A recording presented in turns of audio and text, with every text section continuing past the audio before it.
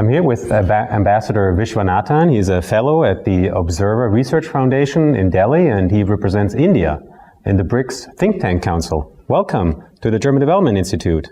Thank you very much. I'm delighted to be here, and it's a wonderful occasion to interact with the staff of the DIE.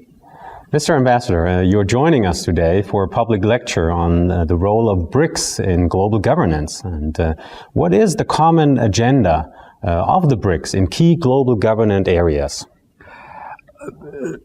When BRICS started, the most important agenda item was reform of the global financial institutions, particularly the Bretton Woods institutions, which BRICS feels that some of the concepts of these institutions are outdated.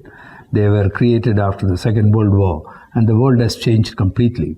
So there has to be a more inclusive approach, and emerging economies like the BRICS countries should have greater voice in the running of the global financial institutions. But now, of course, it has expanded beyond the financial institutions. BRICS is also looking at global governance in a holistic way. And we feel that BRICS, along with other countries, including the OECD countries, can find a new paradigm for global governance. You were just talking about the changes in the world, and so I'm wondering, do the BRICS represent a challenge to Western interests in global governance, or are they rather a partner in global problem solving? In fact, there have been news items and articles projecting BRICS as a kind of an anti-West group. It's certainly not. First of all, BRICS is not an alliance. There is no kind of treaty or any paper which has created BRICS. It is just a very loose and flexible grouping, and its creativity lies in its flexibility. BRICS does not want to upset the global order completely. Because let's face it, all the BRICS countries have benefited from the current global order.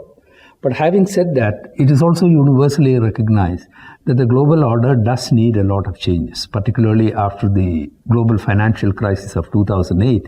It's widely known that a new paradigm for sustainable development and growth has to be worked into. And BRICS, the 5 countries of BRICS are ideally suited to partner with the West to discuss and start a new discourse on sustainable development and growth. You just mentioned it's not a concrete alliance yet, and so I'm wondering, in the long run, will the BRICS be able to manage their diversity and become a decisive force in shaping a new global order? You asked a very interesting question. In fact, normally it is asked, what is the glue among the BRICS? It is true, there are among the 5 countries, there are both divergences and convergences. And there are certain issues on which all 5 countries do not have the same or similar views.